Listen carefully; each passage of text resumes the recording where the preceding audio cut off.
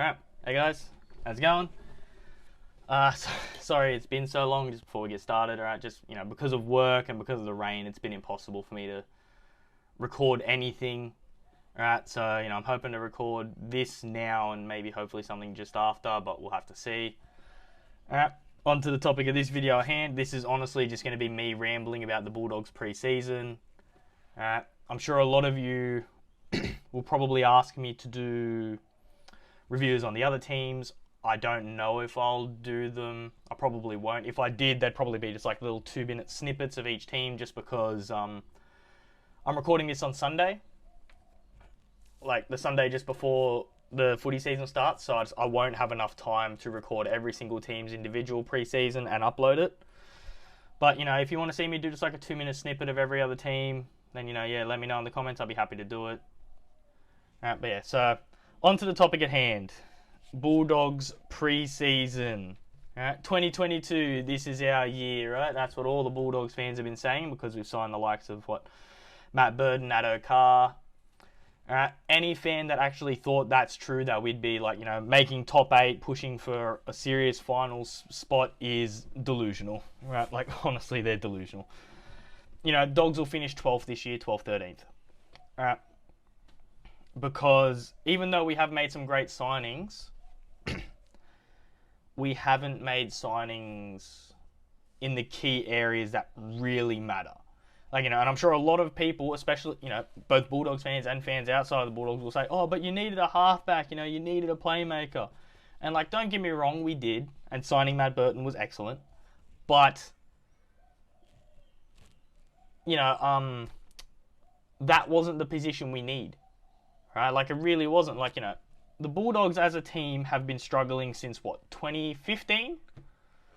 Who did we lose in 2015? Michael Ennis. Right? A proper number 9. Right? And that's been the Bulldogs' problem for the past 7 years, and it will continue to be our problem this year, as the preseason game showed. Right? Now, don't get me wrong. Jeremy Marshall-King, I think he's a fantastic player. He's not a number 9. He's just not.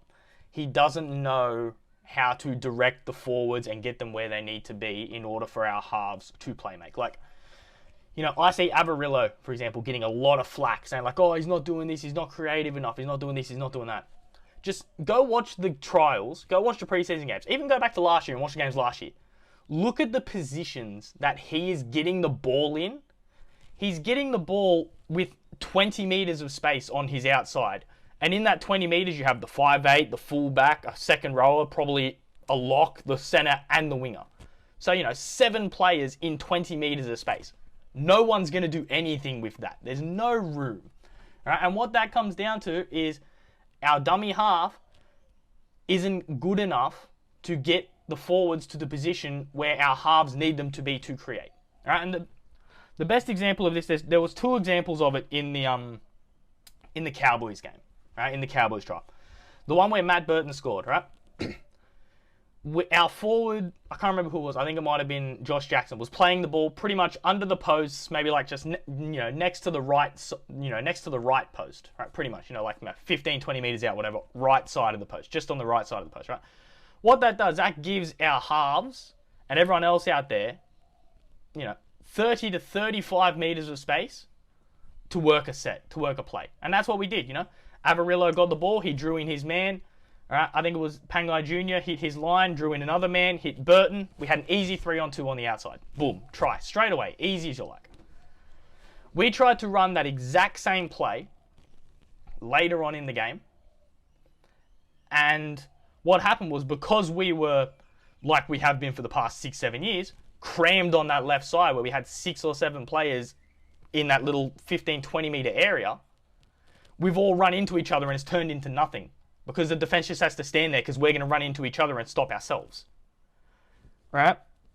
So, to all the Bulldogs fans giving flack to Jake Averillo saying he's not good enough, he shouldn't be playing halves. Don't get me wrong, I don't think he's a halfback. I think he's a 5'8". I will say that. I do think Averillo is a 5'8". But both him and Burton are not to blame. Just like if you were to go back to last year, Lachlan Lewis, Biondi Odo, Brandon Wakeham, any player that we've had in our halves, Kyle Flanagan, any player that we have had in our halves for the past 5-6 years is not to blame for the serious struggles we have. The problem is we haven't had a dummy half since Michael Ennis that knows how to get a team in the right positions. Like, knows how to get the attack in the right position. It's as simple as that. Right?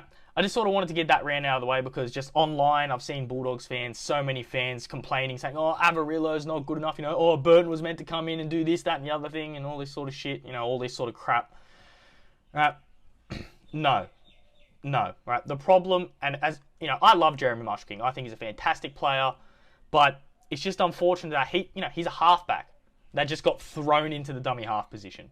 Right? He's not a dummy half. He's not a natural hooker. He's just not. Right? And it shows in the way he organises the team. Right? So, it's not Jeremy Marshall-King's fault. It's not Averillo's fault. It's not Burton's fault. Right? But, yeah, we need a proper number 9. It's what we've needed for years. Right? We've always had the players to compete at the top level. We've always been missing that number 9. And hopefully next year when Reed Marnie comes in, that'll fix that. Hopefully. But we'll have to wait and see. Alright, and with that rant out of the way, let's talk about the trials in general. As you can probably see on that side or that side, the stats have just been sort of rolling through. Alright, both games pretty consistent across the board in all stats, possession, passing, kicking, errors and all that. All of it's pretty much been the same across the board. But in my opinion, stats don't tell the full story. Like, I just don't think they do. Again, just our lack of direction out of dummy half, organising the forwards, has already been our downfall at the start of this season. It already has. I think some youngsters that came in that first game against, who was it, the Knights, I think they did really well. The young fella, I can't think of his first name, but Cook, the actual number 9. When he came in, he gave us some direction, and he did really well. So I wouldn't be surprised if he plays a couple games this season, right? Maybe off the bench or even starting. I really wouldn't be surprised if he gets a couple of games under his belt. I can't think of his name. The winger that put the shot on Ponga, Casey. I can't think of his first name, but Casey. In my opinion, he needs to be our starting winger over Ockenbaugh. If Ockenbaugh starts this year, it is a joke. I'm sorry, but he's just not up to NRL standard. He's way too inconsistent. And he's way too, error prone. He's way too error prone, right?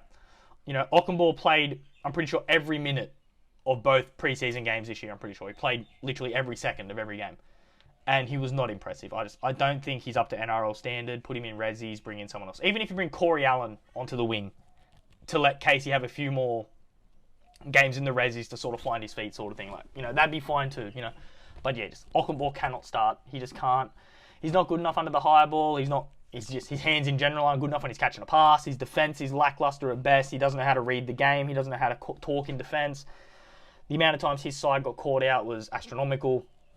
Ockenbaugh, just not good enough. Next player I want to talk about. And this one's a bit of a hard one because he is probably my favourite Bulldogs player, and that's Josh Jackson. Either Jackson goes to second row or he's on the bench. It's as simple as that. He is not a 13. He's just not. I love Jacko. Jacko's been one of my favourite players for years, right? But he is not a lock. He's just not. Alright, what Jacko does, what he's always done, what he's always been good at, is he'll hit that line as hard as he can. Doesn't matter if there's 3 defenders in his face, he'll catch that ball, take it, take the line on, and 9 times out of 10, he'd get a quick play the ball. But I think at lock, there's just too many things on his plate, and he can't handle it. Again, there was a situation in the Cowboys game where he's got the ball at first receiver. All he had to do was shift it on to Averillo or Burton, whoever was outside him, and I'm pretty sure we had an overlap. But I think he just panicked and he just threw the dummy and took it himself. And I guess you could say as a professional rugby league player, he should know better. But when you've been playing one position for 10 years, for 10 years of your career, that's what you know, that's what you do. Right? So yeah, I love Jacko, but yeah, he needs to play second row or he needs to be coming off the bench as a second rower. Right? He cannot play lock. In my opinion, he's not a lock. Right? Love the guy, but he's just not a lock. Right? Yeah, let's just go over the games in general. Knights game, it was all right. a few youngsters came through, did really well. Like I said, Cook did really well. I think Casey on the wing did really well. There was a young, I think it was a second rower. I can't remember his name off the top of my head. I think he did really well. I'm really bad with names. I'd be able to tell you if I looked it up and saw it, but yeah, I can't remember. But I think our youngsters did really well. So we have a good crop of youngsters coming through. So that's good. And it was a 16-all game, so that's not bad. But that game against the Sharks was just, it's pretty much what you can expect from the Dogs this season. Is another high effort, high intensity game, but ultimately our attack is going to go nowhere because we don't have the organization to set ourselves to run our set plays. Right? Like, seriously, there were so many times in that Cowboys game where if we'd just played the ball, if the forward had been tackled 10 meters to the right or 10 meters to the left to give that extra space on the outside, there's something on. But we always get that wrong. And I don't know if it's because Jeremy Marshall-King doesn't know what he's doing. I don't know if it's because Trent Barrett's got them coached to do that. I don't think it's because of Trent Barrett's coaching, because we were doing that under Dean Pay as well. So, it could genuinely just be the players. It genuinely could be. I don't know. But, yeah, whatever it is, that needs to get sorted. Until that gets sorted, we're not going to score points. It doesn't matter who we bring in. Right? We could go get Cooper Cronk. Right? Bring Cooper Cronk out of retirement. One of the best organizational halves in the competition. Of all time, right? He wouldn't be able to do jack in this Bulldogs team because he would have to do not only all the organisation for the forwards, but he'd then also have to do all the organising for the backs. Like the way it's meant to work, your dummy half organises your forwards, gets them where they need to be, for the halfback to then organise the backs and his outside players, for them to then, work on something and go. That's how it's meant to work. It's as simple as that. But, Dogs don't do that. And sorry for the darkness, my screen's just turned off. There you go. Alright, but yeah, Dogs don't do that. We haven't done that for years. Alright. But yeah, overall, expected preseason trials. I expected us to lose both, so the fact that we drew one is actually pretty happy. I'm pretty happy with that. Yeah, overall, we're in for a rough season. We are. One more thing I want to talk. Actually, wait, no. I'll save that for the other video I'm gonna do. Alright, but yeah, so. Yeah, expected results, I guess, except for the nice game. I thought we would lose that one. I only thought we'd lose that one by one try, so it's not completely, crazy sort of thing lost. But, yeah, overall expected. I think the Dogs this year will be finishing 12th, 13th, around there. I don't think we'll get the spoon again. I think there are teams that are far worse off than us with worse coaches and worse players. So, yeah, I don't think we'll get the spoon this year, but we'll definitely be a 12th to 13th place side this year. So, bring on 2022, Alright. But yeah, with that, guys, that's just my Bulldogs preseason rant. If you guys really want me to, I'll try and scrape together just every team, sort of maybe crammed into one video, every team preseason sort of thoughts. I don't know, if you guys want me to, I will, but I don't think it would make for a very good video personally, just because I didn't pay as much attention to the other games as I did the Bulldogs ones, obviously, because I'm a Bulldogs supporter. But, if you want me to do it, then I'll try and throw something together. But, yeah, we'll have to see with that. But, yeah, with this video, let me know if you liked this sort of review style thing. I've been thinking about doing weekly reviews of both the Bulldogs game. So I've been thinking about doing weekly roundups for the NRL, so where I'll just sort of go over each game, sort of my what I expected, what happened, sort of thing, and then I would do a separate one for the Bulldogs because again I am a Bulldogs supporter, so I follow those games a lot more. So let me know if that's something you'd want to see. Yeah, I've got a few other videos in mind I'd like to make. Hopefully the rain goes away so I can actually get down to the fields and do something outside, because I've been stuck inside for the past month, I'm sure a lot of you have, because of the flooding and the rain. So yeah, if any of you are stuck in it as well, I hope you're all safe. I hope you're doing well. Alright, but yeah, that's my rant. Let me know what you thought. Let me know what you thought of the Bulldogs preseason. Let me know what you thought of just the preseason in general. Let me know how you think teams are going to go this year. Just for Rock, because I know Rock keeps asking me to do this, make sure you like and subscribe and all that good stuff or whatever it is. Oh god, it sounds so stupid saying that, but yeah. I mean, honestly, yeah, if you enjoyed the video, that's great. If you didn't like it, if you think there are things I could do to change it, to make it a bit more entertaining, please let me know. Because, I'm still learning with all this sort of face-to-face stuff. So, any constructive criticism would be awesome. Obviously, if people just say, oh, your video's shit, whatever, good on you. But, if you are genuinely interested in the content and you think there are things I could do to make it better, genuinely, please let me know. Because, this is all a learning experience for me. Alright. But, yeah, with that said, hopefully I'll be able to record a couple more videos today. Maybe tomorrow, because I've only got a short shift at work tomorrow, so maybe I can get some in tomorrow. And hopefully we can start getting some videos out the door for you guys.